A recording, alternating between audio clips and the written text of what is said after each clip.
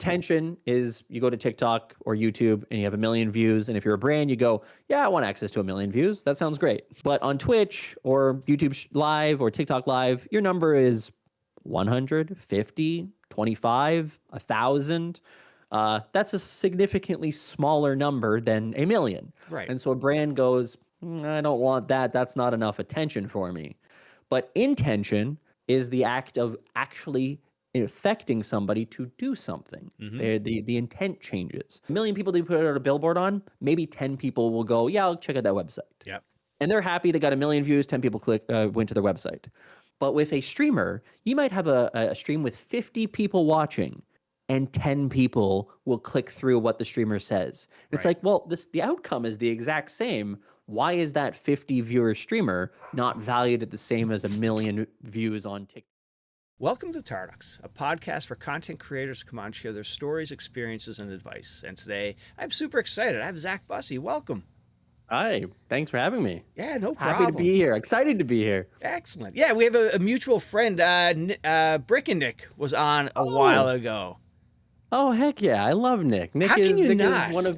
He is one of the sweetest people in the world that I am going to stand up for him. And I say this everywhere I go. He deserves Twitch partnership through the simple fact that he's at every single TwitchCon doing events for Twitch in terms of the brick building stuff. So that man deserves a ambassadorship, partnership, everything. He deserves it all. 100% agree. Yeah, nobody is a nicer guy than him, man. Yeah. Yeah. No, I love Nick. He's a really good dude. So excellent. All right. So the way we get things started is we do 3 random questions. So are you ready? I guess so. Let's do it. All right. So first one's a controversial one. Is Tim Hortons overrated? Yes. No, it's not. That's not controversial at all. 100%. Tim Hortons used to be good back in the day, but they've dropped a bunch of their different things that were really good. Some of the like the Dutchie and the powdered Timbit, and they changed the coffee formula. It was good in the past. Now it's just relying on that kind of the goodwill of what we had back then. Yeah. All right. There we go. So now, what movie or TV show? Actually, what movie are you stopping for? You're stopping whatever you're doing and just watching it. If you catch it out of your corner of your eye, that's on. It's probably a more recent one. Top Gun Maverick. Yeah. I've watched that a bunch of different times. Anytime a clip comes up on YouTube, I'm just like, oh, I gotta watch it. Commentary from actual pilots. Oh, I gotta watch that. Yeah. Just such a great film. Absolutely. So yeah, that I've really enjoyed it, and waited a long time for it. Delayed by the pandemic. Yeah. And then when it did come out, it was the first movie I went to. Excellent. After everything was really bad. Right. All right. Final question. What's the best thing about being Canadian?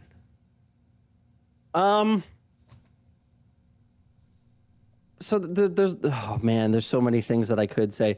I guess I would say that to this point right now, we still have some level of national unity in that we build off of our strengths. We see value in diversity. We see kind of a collective people, in that we're all kind of working together, despite the fact that there's obviously difficult times. Yeah. Obviously, there's struggles and cost of living crisis and integration issues and immigration issues and housing issues, all kinds of issues.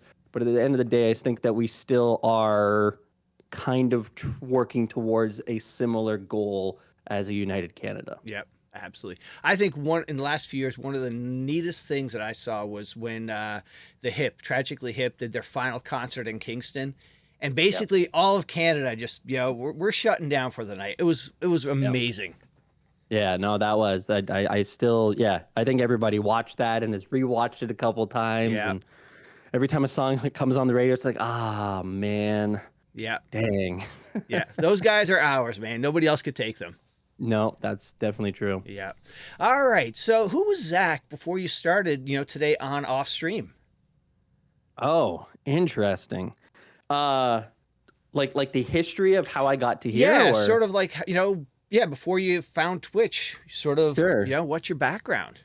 Yeah, okay. I went to school for marketing, and graduated and started working in finance, as every marketing person does. I don't know if they do or not, but that's what I did. And I'm old enough that the first 2007, 2006, 2008 economic decline, recession, great financial crisis, whatever you want to call it, actually impacted me in my first kind of job. And so I got laid off unceremoniously. And I was kind of like, that sucks. I don't really enjoy corporation. I don't enjoy corporate work. That's not exactly what I want to be doing. Ended up at the time, it was social media was starting to pick up a little bit more. Twitter was out. I'd been on Facebook for a while at that point, and I was like, you know what? There's some people who I know in my city who are blogging. I'll try blogging. I'll try microblogging, which is what Twitter was at the time, and just started doing that and got into social media. And then I was like, okay, I actually really like this space. I like social media. I like the interaction. I like the engagement that you can have with a bunch of different people all at the same time, anywhere they are in the world. And ended up working for a couple startups, worked for a company called Trend Hunter. And then ultimately after that, kind of started working for myself. It was like, you know what, I enjoyed working for these startups, but my blog is getting relatively popular, and this is in the early days of influencer marketing, before it even really existed and had a title of influencer marketing. Yeah. I was a blogger in Toronto, and brands and PR people were like, hey, this is a new thing that maybe we can get some level of benefit from. Let's invite them to our restaurant opening, and let's send them a product, and let's send them a t-shirt.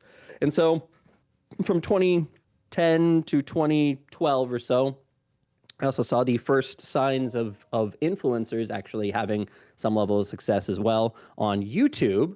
You had the Annoying Orange and stuff, and Ray William Johnson that were kind of popping up. And so I just got really heavily into it. And during that time, was completely broke all of the time. Yeah. Because while brands saw the value in saying, hey, let's just give them something for free, and then they'll write about it and share it with the people that are following them, there wasn't really any cash that was available because they didn't really put a value to it at that point. Right. And so, did a whole bunch of different experiments and got into Instagram and YouTube, worked with YouTubers. And so I was very engaged in the creator sphere from an early point. And then at a certain point, I decided, hey, I need to make some money. I need to pay my rent. I can't keep asking my dad, hey, Dad, can I borrow $100? Because I got to top up my rent here. And started working for brands directly, doing content creation for them, writing a lot of blog posts for companies like Epidemic Sound and Remax and Best Buy. A lot of great clients, and that taught me a lot about the SEO side of things and corporate comms. And then that takes us to about 2016, which my friend MD14, fellow Canadian, he was he was telling me about this website that he's now streaming on called Twitch. I'm like, oh, okay. I've actually been on Twitch before for a brief period of time when I was doing Minecraft, a server management. That's a whole other story. And I'm like, yeah, I'll create an account and check you out and watch and support your stream. And immediately fell in love with it. It was the same kind of feeling that I had back in the 2010s, 2009, when people were on Twitter, where it was just like small community, communication, interaction, and very community centric. And so got involved in his stream, got involved in the Overwatch community as well, became a mod for a bunch of different channels and tried to support different creators in different ways, helping them with their business.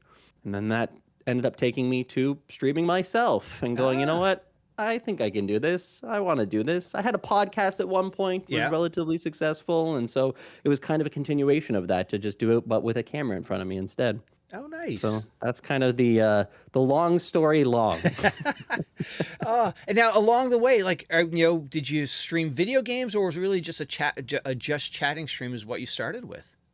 Yeah, so again, the very brief period of time that I streamed Minecraft, it was server maintenance. I was doing like, hey, we're setting this up so that people can play on this server. Yeah. And here's me fixing things, chunk load errors, and all kinds of nonsense. Oh, okay. But then when I started my stream that I stream now, it was immediately a just chatting stream. It was, you know what, I want to talk about news. Yeah. I'm always interested in what's happening in the world. And so let me have a conversation about that daily for, 45 minutes to an hour. Okay. And now, so where does video games fit into your background? Did you play a lot of them when you were younger, or sort of just, dabbled in them later? No, I've always played video games. Video games has always been part of my life. I had a Game Boy from, it's kind of a weird story. My grandparents were, her best friend was the mother of, at the time, the vice president of Nintendo Canada. Oh, wow. And they had a son named Jonathan, and he was about my age. And so we kind of, as a family, were like, hey, let's hang out together because it is what it is. And I believe that they got, because my parents didn't have a ton of money, but I believe that they got a discount on a Game Boy for me when I was a young kid from them. And ever since then, it's always been, I've been a Nintendo fanboy ever since because of that. So I had an N64, had a SNES, then I had a PlayStation 2 and a PlayStation 3. And then when I got into having an actual computer that could play games, that's when I kind of became a full-time PC a game player. So gaming, I mean, I still play games I try to play games every single day. Life doesn't always allow me to do so, but like right now I'm addicted to Helldivers, and the only thing I want to do is, as soon as this wraps up, is go spread managed democracy. But exactly. Oh, what a great game. No, gaming has always been a part of life when I can fit it in, of course, because I do try to manage things a little bit. Okay. And now, which was first, YouTube content or you're jumped into the streaming side of things? YouTube content. Okay. YouTube content for a very different reason, actually. I actually, back again in 2012, 2013, was working with a bunch of different YouTubers locally. Did a bunch of writing for them, script writing, a little bit of editing. I've told this story a few times. I don't tell it. I don't give the full details because it's slightly embarrassing. But was helping with, I don't know if you remember the time on YouTube where Minecraft parody songs were very, very popular. I wrote a couple, or assisted in writing a couple of those, and so no, I was in YouTube way before I was into Twitch. But now I'm almost assuredly way more into live streaming than I am into YouTube. And then from the live streaming aspect of things, when did you start seeing sort of the numbers grow up to the point, or was it just, was there certain stories or certain things you covered that you saw the growth happen on Twitch? I think nothing in particular. The interesting thing about how I started streaming in 2018, I was covering news. I was covering like a viral video of the day, and here's what's happening in North Korea. And so it was very much talking about what was happening in the world. Okay. Yeah.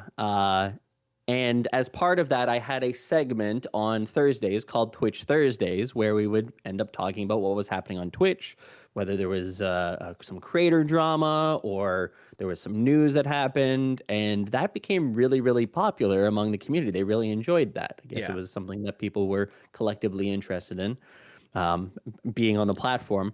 And so I ended up kind of going, you know what? I really enjoy talking about that too. I just didn't think that anybody else would be interested in me talking about it.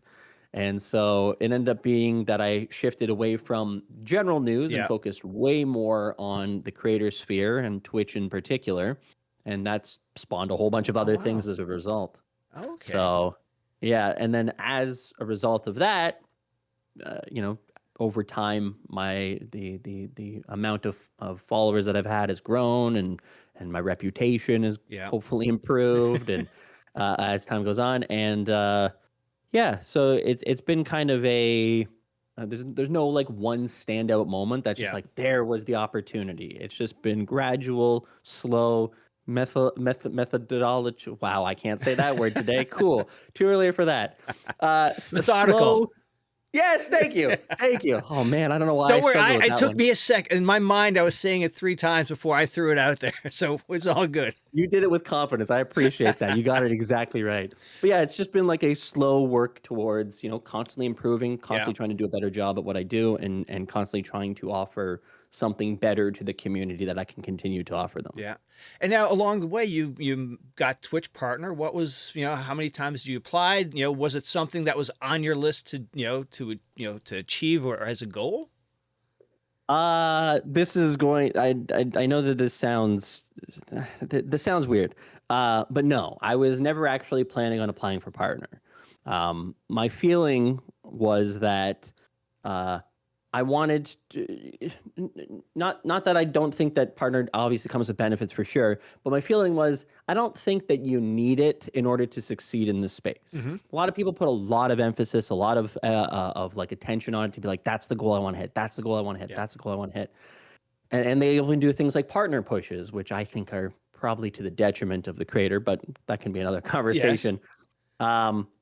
And so I really was of the mindset of, no, I think that I can just kind of potentially be an indicator of, hey, you don't need partnership to succeed in this space. Ultimately, what ended up happening was I asked my community what they wanted to do. I said, hey, I'm leaving this up to you guys. You guys have been saying apply for partner, because I had numbers that were 75 to 80, sometimes 90 or so. And then a couple of streams that were obviously off the charts. Something crazy happened. Dr. Disrespect gets banned or right. Whatever. And they all, I left it up to them. I said, hey, here's the vote. I will do whatever you guys decide here. And I think it was 98% voted, and then a couple dissenting votes that I think were troll votes. So they all said, hey, you have to apply. And I'm like, all right. And so I applied on stream. Kind of made a little bit of a meme of the application as well to be like, here's why I'm applying. And no, the first time got accepted into the partner program. Nice. Yeah. Out of all of the creators that have been on, I've only really had one person who really validated why Twitch partner, getting that was important for her. It was Ash Vandalay, a racing content creator, and for her it was brands outside of the streaming community don't know what that is. Sees the check mark as a validation. This is somebody who we can trust or market work with, and that was really out of everybody. That was the only really fantastic answer that validated why partner was beneficial to them. Yeah, no, and she's not wrong. She's not wrong. There is absolutely although it's kind of gotten ruined a little bit since you can pay for it on Twitter now. And so now everybody looks at check marks a little bit differently, but she is right. The truth of a check mark is that it does give you some level of authenticity to brands that maybe don't understand. I would argue that now more than ever, the thing that would set you apart from everybody else that a brand would listen to, a PR person would listen to, is the fact that if you have a media kit and you know what you're offering and you know what your audience is and you know what your stream is about, I think that those things, you're able to communicate them effectively to somebody in PR and marketing, that would have a way bigger impact than a check mark ever would. Because yes, it does add a layer of like, oh, that person's got a check mark. That's pretty good. But ultimately, I think the professionalism of knowing what you are and what you offer is going to trump it every single time. And now you just brought up a fantastic point that I've never, talked about with other guests. Like a lot of these creators who are coming on, they don't have that background in business and marketing and whatnot. And like exactly what you just talked about, the media kit. How, what kind of advice do you have for those creators that are jumping in? What are some of the go-tos that they should establish for themselves when they feel that they're getting the momentum and this could be something that can help them down the road? Sure. Yeah, no, it's one of the things that I talk about a lot on my stream, is the fact that in the streaming space, we still have a lot of people who haven't really thought of themselves as a business, as a brand. And the reality is that if you are a content creator, you are a brand. You are something that has value. You're something that people look at and recognize the name and go, do I like that? Do I not like that? What's the reputation there? And so as a creator, I think that one of the things that a lot more people should do that would probably make their lives easier to make this a full-time gig, to jump into this a little bit more as maybe a part-time thing, if they're kind of doing it casually, is the building of the brand around your business and thinking about, hey, here's what I need to do. I need to, what is my stream about? What are my strengths? How would I be interested in working with a brand? What brands do I want to work with? And then, the media kit in of itself, there's tons of tutorials online on how Yeah. to make one of those yourself. It doesn't have to be super crazy. It doesn't have to be like 30 pages. In most cases, people just want a single one page, which is literally as described, a single page that says all the various important information, potentially a rate card on there in terms of what you would like to charge for your services, or to integrate a brand into your content. Hmm. And then that's a great way to just kind of start and have a document that sets you apart from a lot of people who aren't thinking of themselves that way. Yeah. Excellent. Excellent advice. And now, how would you describe your stream to somebody who is, coming in for the first time? Um, Very simply, again, when you get a raid, you have to kind of do that every single time. Uh, I am a creator who talks about the creator space. We talk about Twitch, we talk about YouTube, we talk about what's going on in the creator space, things of importance, TikTok ban, what's happening with Twitch's launches, Twitch's finances, and then talking about the marketing side of things as well. So we basically have a well-rounded approach to the entire creator space. But little asterisk to that, we also kind of do it in like a Jon Stewart-esque. We have some fun. Yeah. And things kind of go off the rails a little bit with a lot of tangents. I pause a lot of videos and talk about it. So yeah, it's not, because the immediate reaction to, we talk about business, we talk about money and marketing and finance, is not exactly like, oh yeah, I'm going to go and sit down and watch that. That sounds great. So do try to have some fun with it as well. And it's a little bit less stuffy, a little bit easier to get involved in, because ultimately Twitch is an entertainment platform. Yeah. And so I think it's important to approach things with that mentality as well. Yeah. And you don the sports jacket, you look a little business casual, you get a nice, like you said, a Jon Stewart look to it. Yeah, I'm not doing it here because it's Right. a little early for me. Yes. But yeah, no, I do it on stream. That was actually an interesting thing that I decided early on, was kind of like, hey, if I'm going to be talking about the news, there's nobody else in this space that's throwing on a sports coat and Right. a button-down shirt. So maybe that'll help set me apart. And then Yeah. just kind of went with it, and people like it. Yeah. And it's fun to do. It gives me a level of confidence as well. If I look good and I feel good about how I look, Right.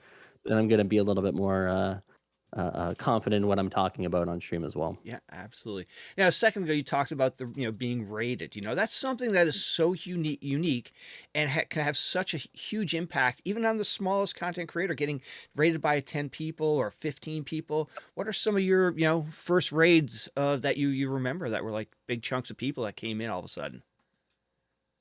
Oh, interesting. So there's been obviously like so many over the years. People are so generous in sharing their audiences. Again, it's one of the things that I love about Twitch, is that is that kind of community vibe, which is really, really nice. Yeah, early on, like people, there's just so many people in the Overwatch community that decide to raid, because again, that's where I kind of started. And so people like Mushu. More recently, it's again, the interesting thing of Twitch is as you grow, there's still people who are above you. So Yeah. I always make it a kind of a goal for myself to be like, hey, we're gonna raid somebody who's smaller than us, because I remember what that was like to Yeah. get raided by somebody who was bigger than me, and the potential opportunity there. And some people found me from that, and they would stick around. And so like recently, within the last year, I've had raids from people like Shy Lily and the Stock Guy. And so you still have that same feeling of like, oh, that's so cool that somebody so much bigger than me Right. saw me and said, yeah, I'll take a chance with my audience and throw them Yeah. that way. So always try to raid after every single stream, and typically try to raid people who are a little bit smaller than Yeah. me to help them out and say hello. Nice. Yeah, nothing really prepares you for somebody, here you are in your little 1-bedroom apartment, and all of a sudden here's this mansion showing up at your doorstep. It's like, holy crap. Yeah, it really is a fascinating thing. I think over time you obviously get a little bit more accustomed to it, and it feels a little bit more natural to be like, oh, 4,000 people just joined. Hi, everybody. Welcome to my stream. Versus when you're just getting started and you have 3 or 4 or 5 or 10 viewers or whatever, and then 50 ratings. Like, holy, that's like that's a huge amount, and it kind of, you see it all the time, Right. when you raid into a smaller streamer, and their minds just are blown by the fact that somebody's raided into them. Yeah. So it is one of those things that you develop the muscle memory, or the it becomes more second nature to you. Yeah. And now, we were talking about Twitch and whatnot. How important is it today for content creators to establish themselves outside of, Twitch or wherever they're streaming, focused on their short form content? Yeah. Now I would say it's way more important than ever, and it's continued to get more important as time has gone on. So 5 years ago, probably not important.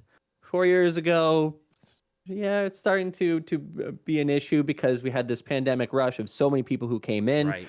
and with so many people who came in, a lot of people saw a lot of growth. But as the pandemic has waned in people's minds, they've had to go back to work and offices and such. The number of people who are on Twitch has declined, and so now we're in a position where it's just like, okay, how do you kind of bring in new people again? Because it's not happening by nature of something terrible happening in the Right. world. It's now you actually have to take some level of accountability to make it happen for yourself. And that's not exactly the easiest thing to do for anybody who's a live streamer. It's a very different experience than being a video editor or YouTuber. Just the way in which you communicate is different. Yeah. I struggle with it, and I've been a YouTuber in the past, but it's like, I have the muscle memory of being just going off the cuff and talking. That trying to be a YouTuber or a TikToker is now hard because it feels too scripted. Right. But yeah, no, the importance is ever growing. And again, TikTok is kind of in a weird spot at this moment, but YouTube Shorts, having a YouTube channel, I think as Twitch is currently in a phase that the CEO, Dan Clancy, has been very overt about, saying, hey, we are not profitable. We are not making money. And it is a company owned by Amazon, and Amazon, I don't think, loves the fact that Twitch isn't making a ton of money. And so for Yeah. creators, it's really, really important to diversify to reduce that level of risk on yourself. Yeah. Not that Twitch is going to disappear tomorrow, but unprofitable things don't typically last a long time. Right. Google shuts down a lot of things all the time if it's not profitable or it's not Yep. working. Amazon does the same. And so it's a kind of thing of, as a creator, it's just really important to A, for growth of your stream and the growth of your business, and then B, for the potential future that is uncertain. Right. We're all building in somebody else's sandbox, so you might as well have a second sandbox in case the first one gets full of mud. Yeah, absolutely. Yep. And now, so you're streaming news stories and things like that, and then you focus on Twitch. Was that help? I guess, was that the basis for TOS, today's off and on stream? Did that come out of sort of like the popularity of you talking about Twitch news, essentially? Yeah, basically, we were actually, the name itself, Today Off Stream and TOS, came from the community itself. Oh, We were okay. just kind of talking about things, and we would always, the meme of Twitch was, oh, you got to be careful of TOS, got to be careful of TOS, got to be careful of TOS, because TOS will get you. And so I was like, okay, we need to find out something else to call TOS. And it's like, today off, and then people are like, off stream. I'm like, oh yeah, that actually works really, really well. And so yeah, no, the TOS branding has come directly from that. And so Today On Stream has been the name of my live show, Yeah. which makes sense. It's on stream. And Today Off Stream is my newsletter and the things that I do off stream. And so it's Today Off Stream. So it all kind of aligns pretty well in terms of the marketing of that. Nice. And how often do you do the newsletter? Every single Monday, Okay. send out a brand new newsletter covering everything happening in the streaming space, essentially. So we have a section about Twitch. I have a section about the streaming space overall. That means YouTube and TikTok and Instagram and everywhere else that you can potentially stream. And then there's a section for creator news. So things like, hey, this creator just did a brand deal, Yep. and this creator just is launching this big thing. Or in certain cases, this creator just got Andrew Tate put into jail. Yeah. So we cover the space in terms of Yeah. what are the most important stories happening. And then right at the bottom, there's a nice section that I particularly love and think there's a ton of value in, where we have opportunities for creators. So what they're actually, hey, Do you want to get paid to do something? Do you want to Nice. potentially go to an event? We have different opportunities there. Then a bunch of different game keys. So if you're looking for a game to play on stream and you don't want to pay for a game key, you really shouldn't have to pay for a game key if you have any level of audience. You can find some game keys there. And then right at the bottom, and this is obviously right now a little bit more important, industry jobs to help people who are maybe looking for a new place of work or a job after being laid off, because a lot of people are getting laid off right now, Yeah. to help them find something else. So Yeah. it really is kind of a 360 all-encompassing newsletter designed for creators and the community itself. And send that out every Monday. Excellent. And now, how do you identify or select which stories are you going to sort of focus on? Typically try to cover everything. Yeah. It's not so much a pick of yes or no. It's more of, is this of importance to creators that and the industry? Does this matter? Is it important enough that it could shift media attention? Is it important that it could actually help creators with their business? Does it help with their stream? Is it something worth knowing about the platform that they're on? So it's typically about trying to find the value stories for creators that will help them, the most number of people, and doing it in a way that is ultimately easy to consume. Basically, everything is kind of like one sentence, sometimes two sentences, Yeah. with a link off if you want to learn more. So it does give you like the headline of, hey, this actually happened. Do you want to learn more about it? And it's like, okay, yeah, I actually do want to learn more about that. And so Okay. we do actually have, and I've been impressed overall with the creator community, because the number of people who read it is over 60% of the people who subscribe every week. So that's beautiful. And then the number of people who actually click on a link to learn more is another like 25 or 30%. Yeah. So I'll give a round of applause to the creator community for actually taking an active interest in their business and then in this industry. So All it's right. impressive to see. And now, speaking of the creative community, how are you, do you poll them, or do you reach out to random creators to get their take on, what they think is happening, their views of things, and, pull that together? Is that how you sort of, get a gauge of where from the creative side of things, what's going on there? Yeah. I talk to creators basically every day. Yeah. Like there's no day where I don't have a dozen or two DMs or Discord messages or people in my Discord chatting about things. So I'm constantly in communication with various creators about news, about, hey, I'm having this problem. Hey, this is something that I'm struggling with. What do you think about this? Am I charging too little? Am I charging too much? So I have a lot of those conversations on a daily basis. Plus, I'm way too online. I spend so much time on Twitter, just kind of looking at what people are saying, streamer Twitter, looking at top creators, looking at mid-sized creators, looking at the industry to try to pull in a well-rounded perspective on the entire space. So yeah, no, the conversations just never end, and constantly communicating. Yeah. Now, would you say that's the biggest challenge about what you do? There's just not enough time in the day, and there's so many, creators out there, and so much information to, to sort of keep an eye on. 100%. I think you can probably attest to this, in that you've been trying to get me on for a few months now. Yes. And I just be like, yeah, okay, I'm busy. I'll get back to you. It's really hard to deal with 24 hours in a day, when you really I could really use 36 would be nice. But the problem is then once I get to 36, I would need 48. Absolutely. So, yeah, no, it's a significant part of what I do is kind of constantly being connected. Yeah. And so I recently went on a vacation, for example, and I brought a laptop with me and a second monitor, and tried to, keep connected to the space. And ultimately it was just like, I'm falling so far behind that I'm just giving myself additional stress while I'm on vacation. Maybe I do need to take a step back and just breathe for a bit. So yeah, no, it is when I am here, it's kind of like all cylinders firing all the time. Yeah. To try to stay up on everything happening.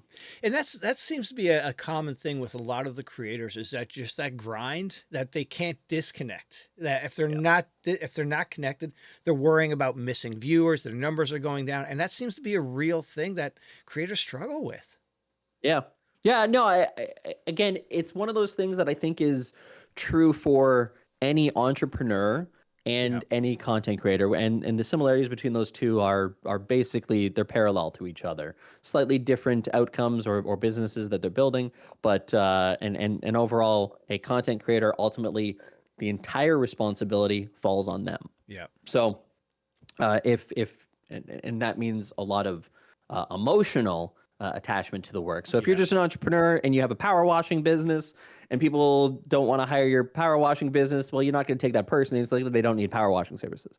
But if people watch your stream and then they don't watch your stream anymore, it's like, well, they don't like me anymore. Right. And so you take that personally.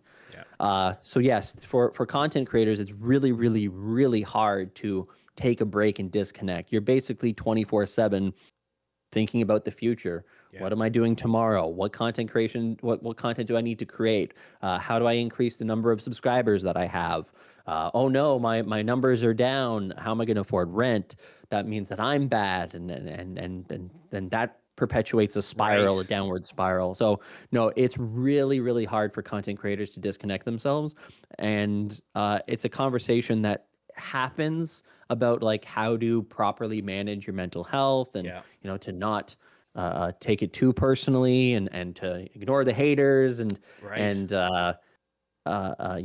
even things like, hey, you should take a break now and then. It's like, yeah, you could, but if I do that, something bad's gonna happen because of it. So it's really, really hard. And it's probably what ends up resulting in most content creators ending being a content creator, and is because it ends up just becoming way too much on your shoulders. Yeah. And now on the flip side of that, what are some of the most rewarding things about, your work? Yeah, okay. I'll say that I'm always happy when people feel that they've learned something or they've gained something of value from what I do. I talk about that a lot on stream, saying that my goal here is to do at least one of three things: entertain, educate, inform, and hopefully make it so it's digestible, that you're able to apply something to your actual life. Yeah. And if I'm not doing that, then I don't think I'm doing a good job, because just putting stuff out there and expecting people to be like, oh yeah, this is great and the best thing ever, is a selfish sentiment.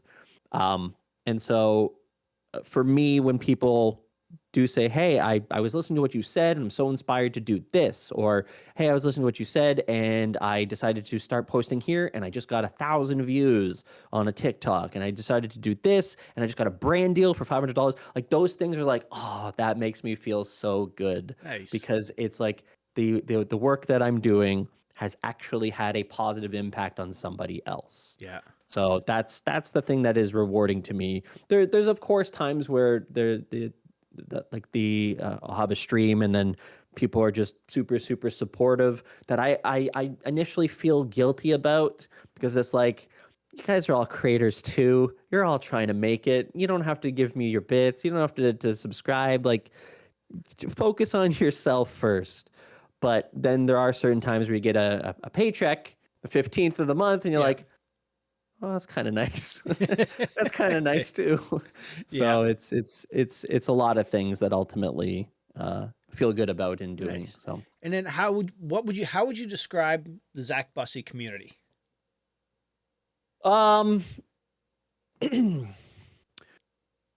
Highly engaged creators and people in the creator community who have taken an interest in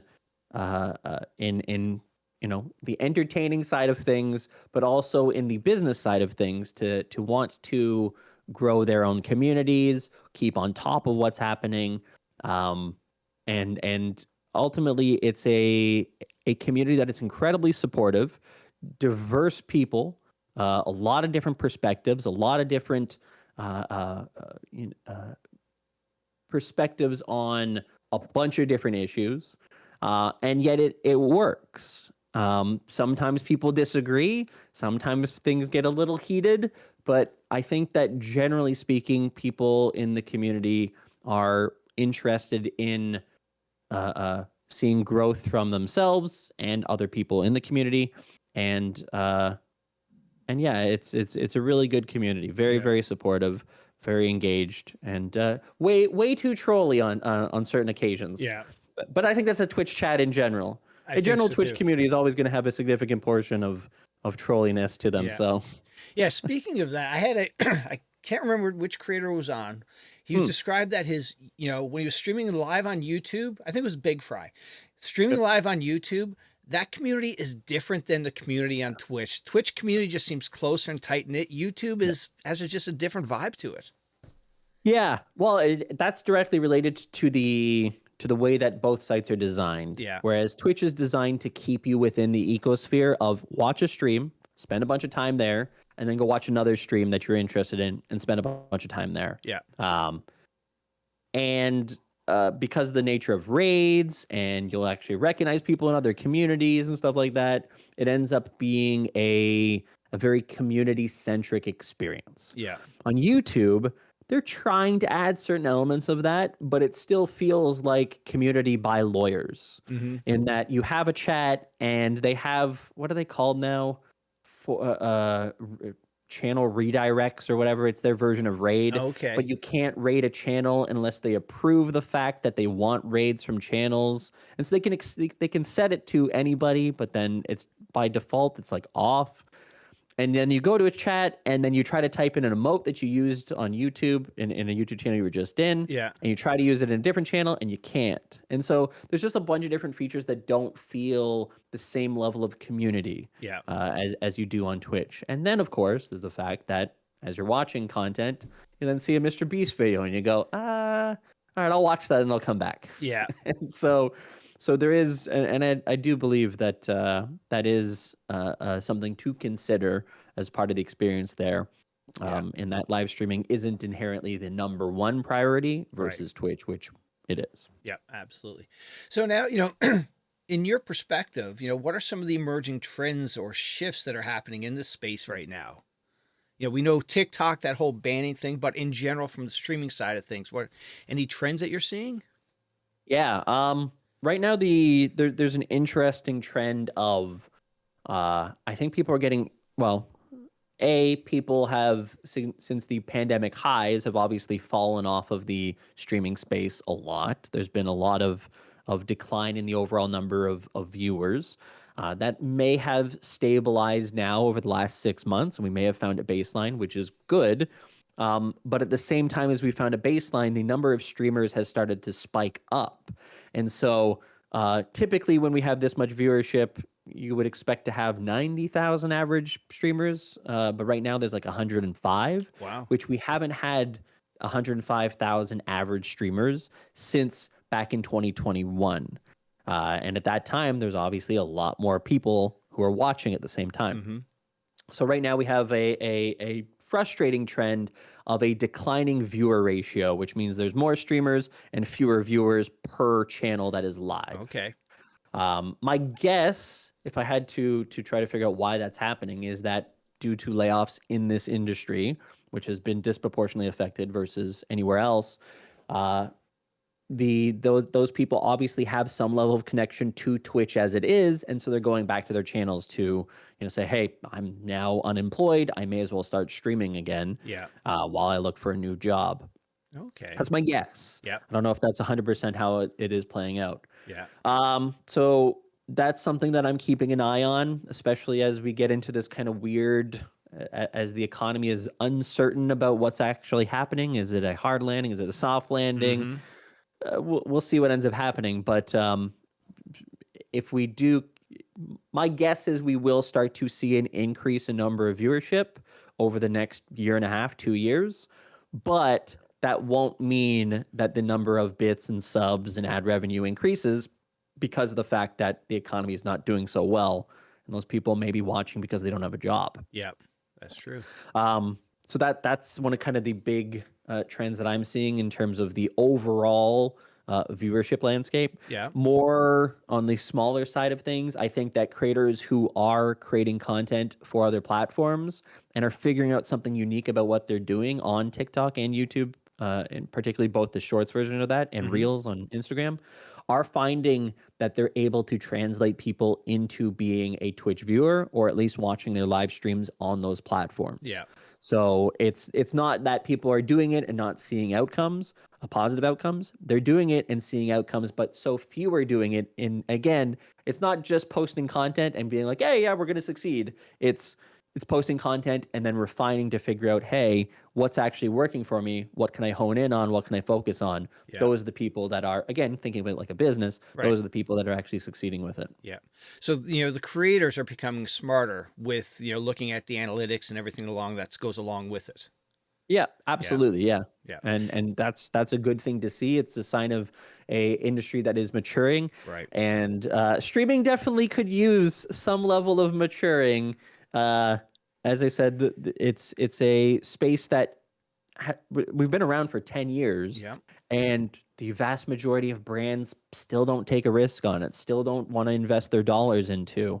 And I just don't think that people understand the difference between attention and intention Yeah. that you can get with streaming. So if you want me to briefly explain that, attention is you go to TikTok or YouTube and you have 1 million views. And if you're a brand, you go, yeah, I want access to 1 million views. That sounds great. I'll pay for that. But on Twitch or YouTube Live or TikTok Live, your number is 150, 25, 1,000. That's a significantly smaller number than 1 million. Right. And so a brand goes, I don't want that. That's not enough attention for me. But intention is the act of actually affecting somebody to do something. The intent changes. And so 1,000 people that you put out a billboard on, or sorry, 1 million people that you put out a billboard on, maybe 10 people will go, yeah, I'll check out that website. Yeah. And they're happy they got 1 million views, 10 people went to their website. But with a streamer, you might have a stream with 50 people watching, and 10 people will click through what the streamer says. And it's like, well, the outcome is the exact same. Why is that 50 viewer streamer not valued at the same as 1 million views on TikTok or YouTube? And so that's something that I would really love to see better educated. And I'm doing a little bit to try to help with that. But overall, I'm hoping that brands kind of learn the value of intent versus attention. Yeah. So now on the other side of that, what are you seeing from are you seeing any particular niches within the streaming? Like, maybe some more IRL people streaming going on, or, what do you think are going to be some significant growth from that aspect? Yeah. It's hard to say. That's hard to say. It's one of the things that is difficult about the streaming space is because it's hard to gather what are the general trends of what's happening. I know for a while there was a big push towards like events. Events are the future of streaming. Big events. You want to focus. You want to have a whole bunch of different people. IRL events, big. And I think that that's kind of true for places like Europe. Where we've seen big events do exceptionally well in Spain and France and Germany. But here in North America, I think we're already kind of used to big events in terms of like our sporting events and concerts, and everything is already kind of big and over the top. That while still fun to watch a Ludwig event that he does, or a Cutie Cinderella Streamer Awards, or a Miskiff and Canute doing setting up their own gym, like these kind of bigger events and doing MMA. It's not as like galvanizing in that everybody wants to watch it the same way that they do in Europe. And so I'm not 100% convinced that big events are the future for streaming in North America. But certainly in Europe, there's still big value there. All right. And now, based on your experiences and your insights and all your communications with different creators, what advice would you give to that aspiring, creator looking to jump into this space? This isn't the advice that I think anybody wants to hear. But if you want to be a successful streamer, you probably need to be a successful YouTuber or TikToker or Instagrammer or Twitter user or Blue Sky or whatever. The reality of streaming on Twitch is that 99% of people never break out of the 2 to 3 viewer range. So they may get to affiliate, but many don't. And if you look at the overall stats, it's something like 96% of all stream hours is to people who have less than 5 viewers. And they just never break out of it. So the hardest, again, Twitch is not a discoverable platform. Right. YouTube itself, if you just went live on YouTube Live, not going to get discovered. If you just go live on TikTok, maybe you might get found. But even still, you're still leaving something on the table by not creating content for TikTok, the feed. Yep. So for any creator who wants to get into this, I would highly recommend trying to break through, trying to establish some level of audience before you actually start streaming. And you can do that in a variety of ways. You could be like, hey, you're super engaged in a bunch of different communities and you're a great community member, and people actually are like, hey, I know that guy from that community and I'm going to watch that. And that's actually how I got my start. Oh, okay. Is that I was very active in the Overwatch community for a couple years. As I said, it was a mod in a bunch of different channels and was active in I don't even know if VIP was out at that point. Maybe they were. Anyways, and so when I went live, I started with 4 or 5 viewers right away. And I was like, oh, okay, cool. I actually have a head start here. And so if you can break out of that initial 5 viewer wall, then you're already in the top 90, or sorry, you're in the top 3 or 4% of the entire platform, which puts you in a completely separate set of breathable air to potentially grow from. All right, perfect. And now, are there any common pitfalls or misconceptions about content creation that, newcomers should be aware of? It's not a get rich quick scheme. Yeah. it will not immediately put a house in your keys to a house in your pocket. As somebody in the same apartment that I've been in for 9 years and not really close to purchasing my own home. Not in Toronto. No, exactly. In Toronto, it's I would have to look pretty far out to be able to find one. Yeah. But no, it's a kind of thing of the value of streaming is in community, is in doing something that you love and enjoy. And I think what ends up happening for a lot of people is initially you have that. It feels good. New people come in, somebody subscribes, you get a Prime sub, and those things all have like so much meaning and value to you. And then at a certain point, I don't know exactly when, it's going to be different for different people. But then that becomes a little bit more normalized. It becomes the experience of, oh yeah, somebody came in and gave me 100 bits and I got 3 subs that stream. And it's like, oh, thank you so much. I appreciate it, guys. Thanks so much for the support. But it becomes normalized to what you previously felt about it. Same as we were talking about raids before. Yeah. And the pitfall that ends up happening is that, and I like to draw it because it makes more sense, but I won't draw it here, of course, is that when you are on a ride up, everything feels good because growth feels good. Anything that you're gaining is good. A little bit more money, a little bit more things, the payout is a little bit higher. All of that feels good. But eventually, all growth has to stop somewhere. And it may not stop at 10 or 20 or 50 or 100 or 1,000 viewers, but eventually there's going to come a time where it flattens off and starts to come down. And that point when it starts to come down destroys people. Yeah. Because if you've only experienced the ups, the down of it will start to be like, am I the problem? Right. Is my content? Did I change games? Does everybody hate me now? And then it's compounded with the fact that your CCV is down and then your money is down. And then that goes, oh God, I can't pay my rent. And so now I got to go stream more hours that I don't want to do, but I have to stream more because it's the only way to potentially get that money to go higher again, maybe get more access to viewers. And then you're on stream and then you have kind of a negative sentiment. You're like, guys, I'm not making any money this month. And viewers go, I don't really want to watch a somebody negative streamer. Yeah. I don't want to watch somebody who's down on themselves and just trying to get a buck out of me. And so then the number continues to go down and then they get more panicked and freak out. And so it ends up being this kind of self-fulfilling death spiral that I see a lot of it happening to a lot of people. And I think it's really, really important to contextualize that all growth ends up having to have a retraction phase. Yep. It has to. So if you grow to 100 viewers, expect to fall down to 50. Yeah. And if you can ride that out and you can, rally together and go, that's okay, that's all right, this is part of the experience. Growth, then that's your baseline. That's like starting from 0. Now you're at 50. So now your next path up may go to 150, and then it may fall down to 75. And so those kind of yo-yos of ups and downs, I think, aren't truly appreciated by the Twitch community, because it is so personal. It does Right. really directly impact you. That I think more people need to recognize that, hey, a contraction in your growth is just part of the experience. Right. Yep. Excellent. And now, what do you think the future holds for the streaming industry right now? How is it going to shape the way we consume media and interact with entertainment? That's a really good question. That is a really good question. My general sentiment is that I think that streaming's best days remain ahead of it. And that doesn't inherently mean that it's going to be on Twitch. I don't know if Twitch is, I don't know their super long-term plans. Right. And I don't know how consumer habits will change exactly.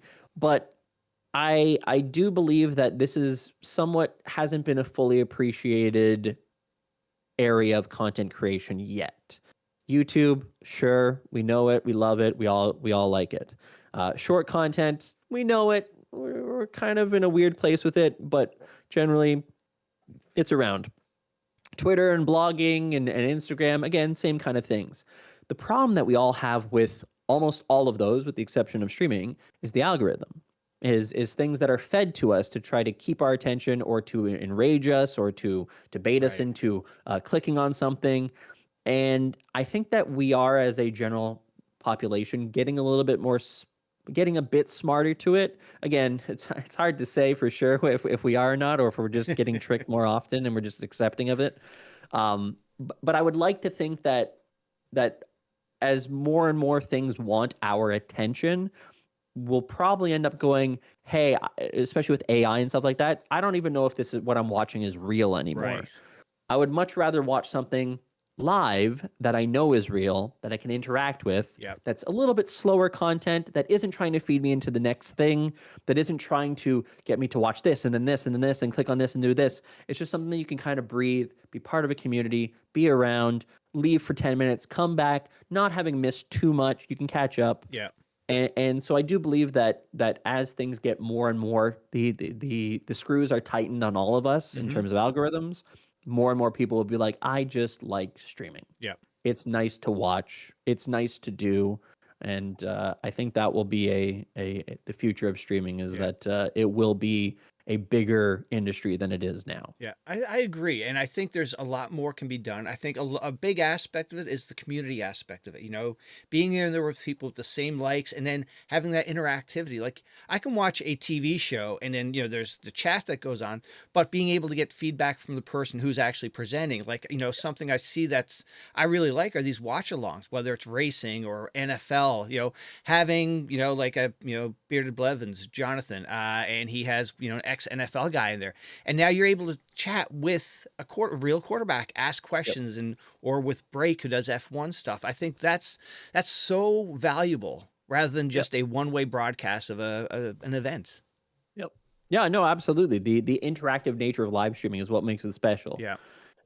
And it's also important to have that in terms of having your chat, having the people who are just watching and engaging in chat to be part of that experience. Yeah. So, there's a lot of streams that you can sometimes go to that there's no engagement with the streamer and the chat. And it's just kind of like, I don't know why I'm watching this and not just a YouTube video. Right. Yep. Absolutely. So, no, I completely agree with you. I think that there's huge value in that live interaction. All right. And now, all right. So this next segment, I'm going to try to keep things short because we can talk an hour on each one of these. Fair enough. What are your thoughts? That's basically you telling me, saying, hey, shorten the answers. You're going too long, Zach. Because I could go down this rabbit hole, but I don't know if you want to. So let's go with this. What is your thoughts? I will start with Twitch. What's your thoughts on where Twitch is today? Not profitable, nowhere near profitable. And I'm sure that they're going to be around for the next 3 to 5 years. I don't know after that. All right. What would you like to see them do? If you had, the ear of the board or, Dan, and what would you say you'd like him to do? Oh God, there's so many things though. There's so many things that I would like them to do. So that you're right. This could be a long answer. Yes. I will keep it short. I would say that in general, the focus needs to continue to be on creators and making it so easy to syndicate content and create content for those third-party platforms. And they are working on that. Yep. They have launched the editor. They have launched the ability to upload directly to YouTube and TikTok, and now they're adding Instagram. But continuing to make it so simple for creators to have a clip that I almost think that they should release a clip editor on site that you as a creator can deputize anybody in your community to be able to edit a clip for. Yeah. So it's like, hey, something just happened right now. Hey, I just made a vertical clip for you. Do you want to see it? And I'll watch it on stream and go, yeah, I'll put that on TikTok and YouTube and Twitter. So that's what I would like to see is just to make it so simple to flood the other platforms. And take the pressure and take the work off of the actual streamer to make the content. I know that sounds kind of weird to like farm things out to people within your community to do the work for you, but they're already there doing it. They're already creating clips. They want to see you succeed. Yeah. And so your growth is to their benefit in that if you can continue to do it, they can continue to watch. Yeah.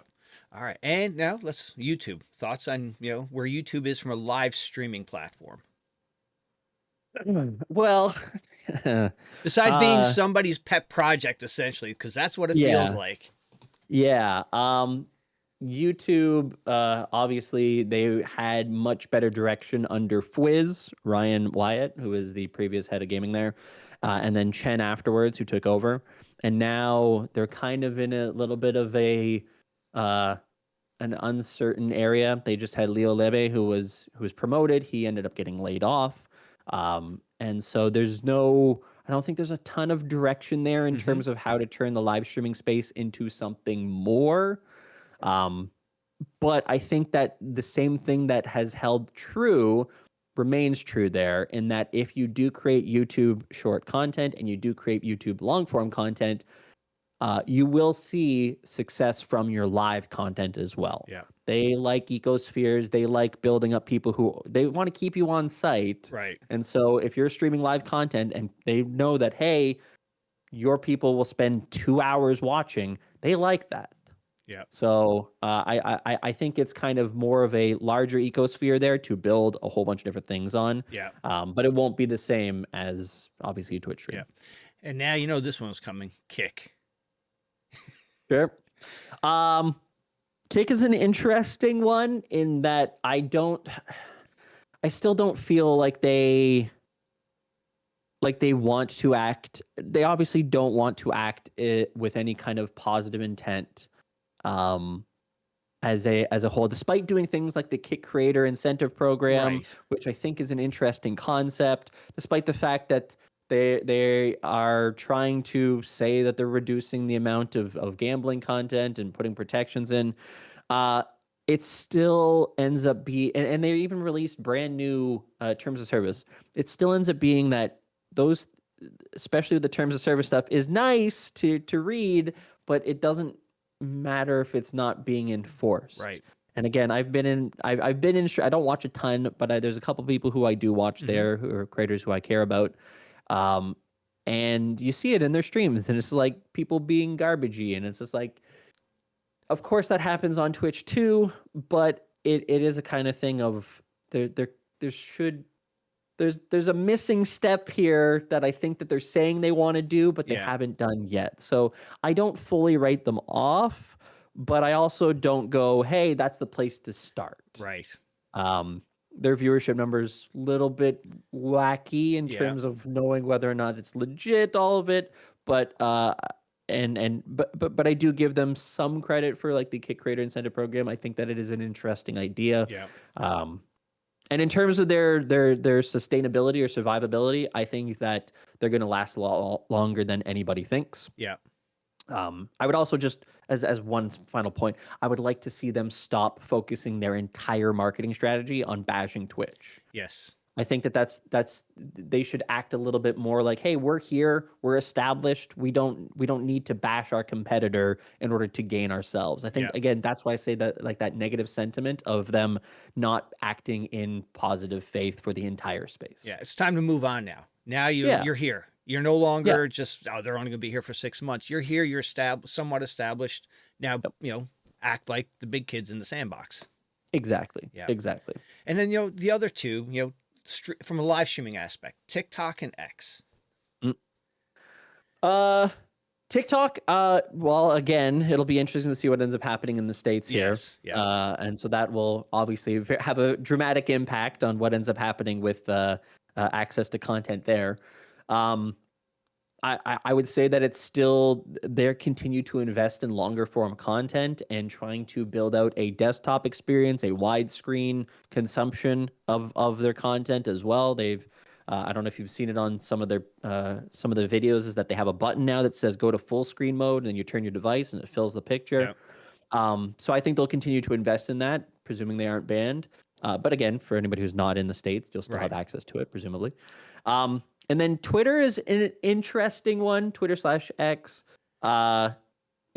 in that I don't know where it's going to go exactly. It right now feels like sort of like Kick in the sense of I don't know exactly what I've seen a few people stream on it, and the viewership is kind of wild, despite the fact that the overall engagement in chat is obviously very limited to people who pay for X or for Blue or whatever it's called now. Right. So I again could be interesting to do. I may actually explore streaming there at some point because I do have obviously a significant portion of people who are following me on Twitter. That I may try it out just to see what happens. Yeah. But again, it's kind of one of those unknowns. I would put way more, ignoring the fact that they may be banned, I would put way more attention into TikTok than I would to Twitter, though. All right. Excellent. All right. That was a great summary of, all the players. And now You didn't mention Facebook, though. Well, no, I didn't. For good reason, actually. No, completely for good reason. It's gone. It's done. It's over. And now something I love to talk to people who've been doing this for quite a while is get your take on, in Canada, there's healthcare. Here, there's none in place. So you have these, 20, 30 something year olds, trying to make this as a career. There's no vacation, there's no sick time, there's no health care. Is that something you think, one of the, the platforms when you get to a certain status that possibly you can buy into and get that coverage that they, these, whether it's, Kick, Twitter, Twitch, should look into, putting in place, or should that fall onto orgs maybe that are, managing the creators? A very good question. It's a very interesting question.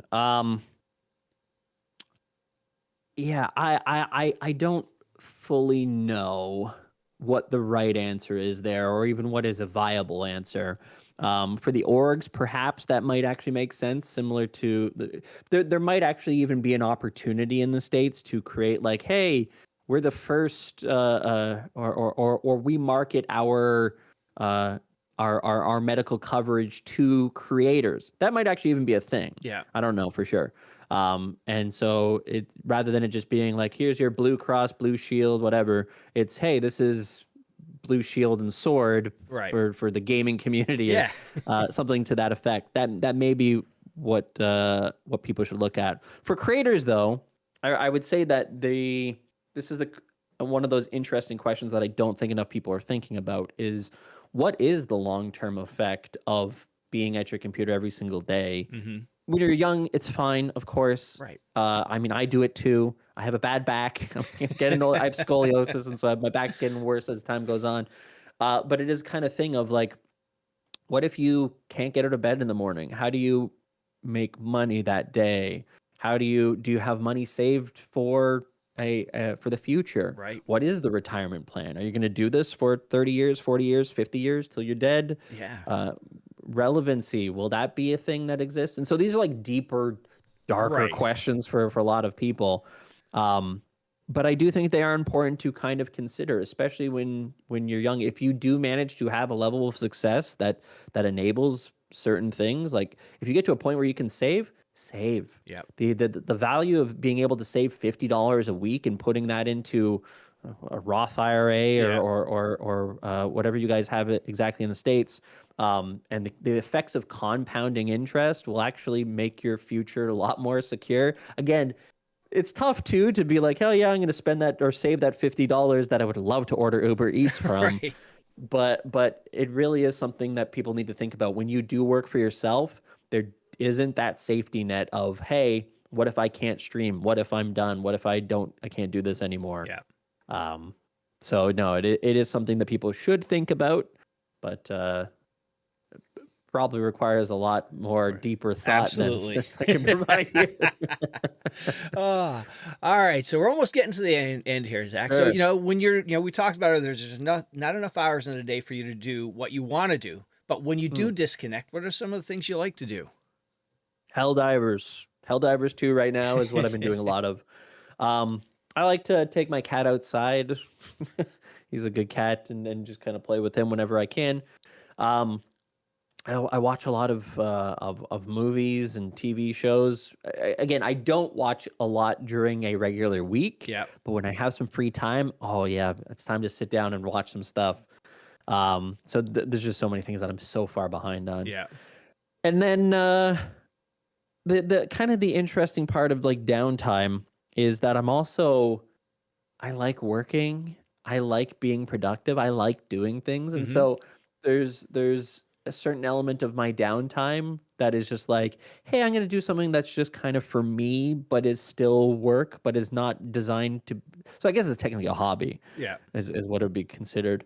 Um, but it still has tertiary relationships with my actual work. So Yeah. there's a potential that I could end up using it later on for my actual work. All right. So like I like looking at stats and just Yeah. being like nerding out over the fact of like, oh, growth on that, and oh, that's interesting. And yeah. All right, there we go. Well, hey, you survived the podcast. Really appreciate you Hmm. coming on. But before I let you go with past guests, I ask you to suggest somebody in your circle or somebody who you would think would come on and have a great story to share. Oh man, that's again. There's so many people. There's so many people. I of course always like default to MD14. Mm-hmm. He's been a IRL friend before a Twitch friend. I've known him for 14 years at this point. Probably the person I've known the longest. And he is such an interesting person. He's done so many different things. He's the organizer of the Twitch Toronto Oh, meetups. okay. Um, and he's just an overall like hugely community dude. Just the nicest guy. So yeah, I would say him in general. All right. And then there's also like all kinds of other interesting people in the space, like Theo, who or T3 .gg on Twitter, is a very interesting character. And there's just so many. All right. Kisaka Toriyama. Oh man, there's so many people. There's so many people. So let's just stick with Marcel. Let's All stick with right. Marcel. We will. Well, Zach, thank you so much for doing this. I really appreciate it. And have a great day. Thank you so much for having me. This was an absolutely great time, and I appreciate it. Great convo.